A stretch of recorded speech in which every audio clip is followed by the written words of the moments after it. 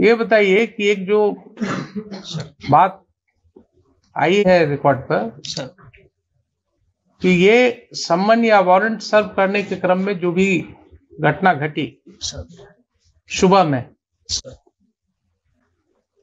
तो आपके police officer ने उस समय क्यों नहीं एफआईआर लॉन्च किया सुबह में? सर जब घटना हुई सर तो टेलीफोनिकली सूचित किया एसएचओ ने, बाढ़ एसडीपीओ को भी, मुझे भी, एसएसपी साहब को भी सर। इसके बाद में जो सर्किल है, क्योंकि छोटा सा ओपी है सर, तो सुपरविजन सिस्टम में एक सीआई हाथीदा जो है इंस्पेक्टर 94 बैच के इंस्पेक्टर है सर, तो उनको फिर जांच के लिए वहां भेजा गया कि गंभीर घटना लग रही है, देख कर आइए क्या मामला है। इसलिए सर एफआईआर में डिले हुआ है, फिर जाकर एफआईआर जो है दोपहर में हुआ है सर।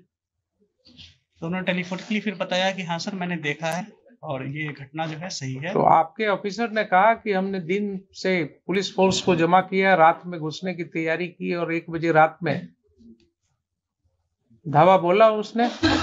इतने पुलिस ऑफिसर्स के साथ घर के अंदर घुस के क्या जरूरत थी इसको? रात को सर 1 बजे रात में इतने पुलिस फोर्स को लेकर के कोई क्या टेररिस्ट के यहाँ अटैक कर रहे थे? क्या जरूरत थी रात को घेरने की, घर में घुसने की, जहाँ महिलाएं रह रही हैं, बच्चे रह रहे हैं? सर वो आप क्या दहशत फैलाने के लिए हैं? Not at all sir. Then why your police chose to enter into the midnight in the residential houses when there was no FIR against them? आपने सुन ही लिया कि 107 का प्रोसीडिंग किस तरह से शुरू करवाया गया, सर सुन लिया ना आपने? सर तो आपकी पुलिस फोर्स को 1 बजे रात में गांव में मल्टीपल हाउसेस में इंटर करने की क्या जरूरत थी? ऐसी कौन से टेररिस्ट थे वहां, कौन से ऐसे गुनाहगार थे जिनके लिए रात को आपको घेरने की जरूरत थी? कोई है एक्सप्लेनेशन इसका? सर वो एफआईआर हुई थी तो उसी के एफआईआर तो बहुत होते हैं आपके पास एसपी साहब, एफआईआर तो बहुत होते हैं, सीरियस ऑफेंसेस के एफआईआर होते हैं। ये सब ऑफेंसेस क्या थे? कुछ नहीं थे। आपके ओपी में देख ही लिया आपने कि सम्मन भी नहीं, प्रॉपर सर्विस हुआ, कोई रिकॉर्ड नहीं है। एलिगेशंस है कि साहब पुलिस वाले उसी सम्मन के आधार पर लोगों को और वारंट के आधार पर लोगों को धमका रहे थे, तो उसके वजह से कुछ लोगों ने उसका विरोध किया, और विरोध किया तो उसके ऊपर ये कार्रवाई हुई रात में, आधी रात को घुस गए आप लोग घर में। क्या आप किसी सभी समाज के आदमी हैं कि नहीं है? है ना सर? आपको क्या लगता है, आप तो बड़े ओहदे पर हैं, क्या इस तरह की घटना में रात को 1 बजे पुलिस को घर में घुसने की जरूरत होनी चाहिए? सर एसएचओ ने एक्सप्लेन किया कि जो पैरामिलिट्री बीएसएफ थी सर, हाँ, वो इलेक्शन पर्पस से दी गई थी, हाँ, नियर बाई स्टेशन थी वहां पे, राइट। तो उसको इनपुट मिला कि जो कांड में अक्यूज्ड हैं वो घर पे हो सकते हैं। उसने सर रेड किया था, फिर हमें इंटीमेट किया कि ठीक है, मान तो लिया कि घर में हो सकते हैं सर। हमारा कहना है कि वो कांड कौन सा ऐसा कांड था जिसके लिए रात को 1 बजे आपको घुसने की जरूरत थी रेसिडेंशियल हाउस में? कोई ऐसा कांड होता, कोई ऐसी बात होती कि जिसके लिए बिल्कुल नैप करना है, कोई किसी के घर से ना आपको कोई आर्म मिला, न कोई एक ठो जिंदा कारतूस मिला, तो आपका इनपुट क्या था? नहीं था। रात को 1 बजे रात में कौन सी ऐसी घटना थी जिसके लिए आप घुस गए?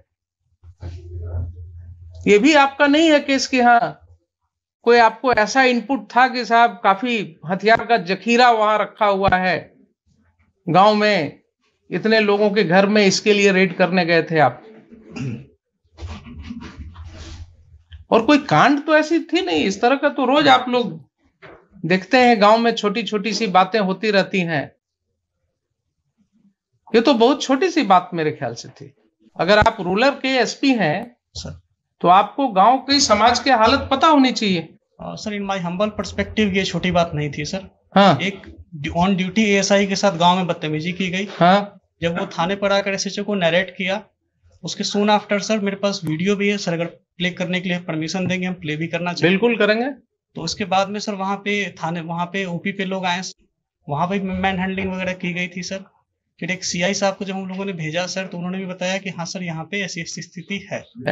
तो इसमें सर मुझे लगता है सर कि इलेक्शन 3-4 तो दिन आप सीनियर पुलिस ऑफिसर थे जनाब, आप सीनियर पुलिस ऑफिसर थे। अगर कोई ऐसी बात हुई थी कि गांव वालों का आक्रोश था कि पुलिस, गांव वालों का कहना है कि पुलिस वाले आकर के धमका रहे थे कि साहब वारंट है, क्या है वो है, आपने देख ही लिया किस तरह से एसडीएम साहब ने सम्मन और वारंट कर दिया। चूंकि समय कम था इसलिए कानून की कोई बात ही नहीं हुई। तो अगर गांव वालों ने ये आक्रोश किया और उसमें विरोध हुआ तो आपको एक प्रिलिमिनरी इंक्वायरी भी तो करनी चाहिए थी। उसमें गांव के 10 लोगों को, समाज में जो आपकी सिविल सोसाइटी है वो किस चीज के लिए है? आप दुर्गा पूजा में मीटिंग करते हैं शांति सद्भाव बनाए रखने के लिए, आपके गांव में मीटिंग नहीं कर सकते हैं? 10 लोग को लेकर के आप गांव में बैठ करके चीजों को नहीं सुलझा सकते हैं?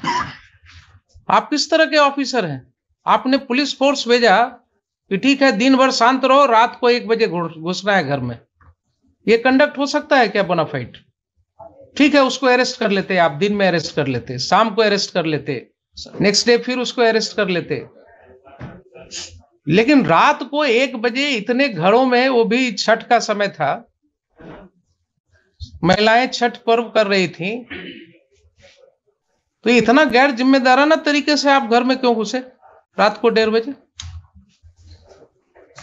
एडमिटेड पोजीशन है कि आप रात को 1:30 बजे घुसे हैं।